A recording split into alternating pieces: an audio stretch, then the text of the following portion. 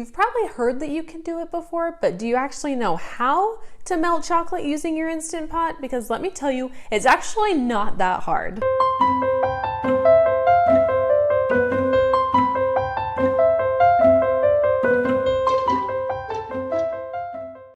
What is up, you guys? It's Carly here, and you are officially cooking with Carly. To melt chocolate using your Instant Pot, you really don't need anything that fancy. All you need is your Instant Pot, your chocolate, and a glass bowl. The thing you need to look for when selecting your bowl that you'll be using is that you want it to sit in the Instant Pot just like this. You want a little bit of a lip here. So essentially what we're doing here with our Instant Pot is creating a double boiler. Our Instant Pot, it has a glorious button called the Keep Warm button. You probably use it often. But can I tell you that that Keep Warm button will keep your chocolate melted for as long as you need it. No more rushing to get your Oreo balls or your Reese's peanut butter cups or your pretzels or strawberries dipped before your chocolate hardens. Now this works with milk chocolate chips, semi-sweet chocolate chips, dark chocolate chips, white chocolate chips, peanut butter, butterscotch, like what, sky's the limit. Those little candy melts, this works absolutely perfect for those little candy melts. I'm gonna head back and get just a little bit of water. You don't need to measure, you want about a cup. You just need a good layer of water on the bottom of your Instant Pot liner here. So we've got our water in the liner here, and we're just going to place the bowl right on top of the liner. And we are going to turn this on, but I don't have the plug.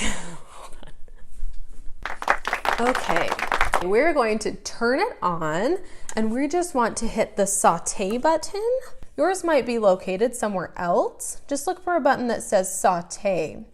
We're going to hit that saute button, and I'm going to continue clicking it. If you can see up here, it goes from less to normal to more. We want it on normal. So that's in the middle of the heat range here. If you do it on less, it won't get very hot. If you do it on more, you will be rapidly boiling. And we're adding in a little bit of vegetable shortening. That will help the chocolate chips harden back up after they've been melted. So now all we have to do here is wait for this water to start boiling as we stir the chocolate.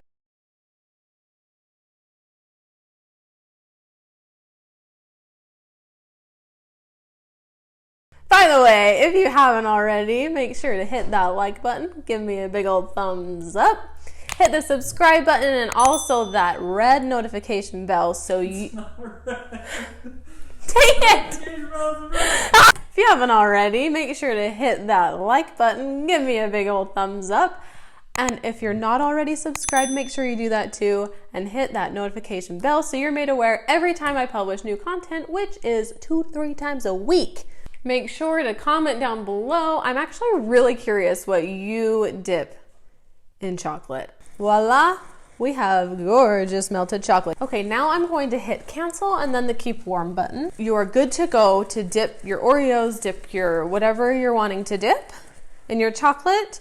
I suggest letting it cool on either wax paper, parchment paper, or one of those silicone baking mats. You can toss things in the fridge to help them set up faster. Okay, now that we are done dipping, our chocolate is just about empty. There's one last thing we need to do.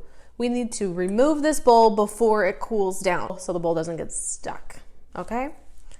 So I'm going to grab just a rag to help me remove this bowl because the bottom of it will be hot.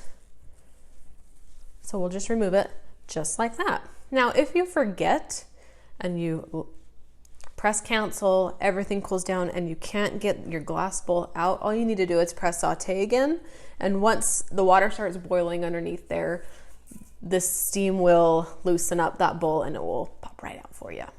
But you are good to go. You are ready to start dipping your treats using your Instant Pot.